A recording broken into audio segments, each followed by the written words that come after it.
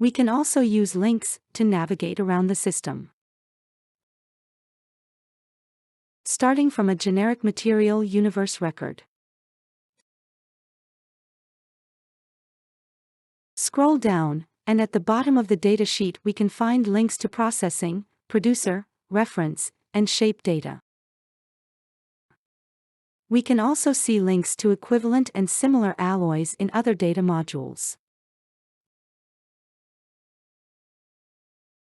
Click on any of these links to go to design data for this material. This new record is from a different data module, MMPDS.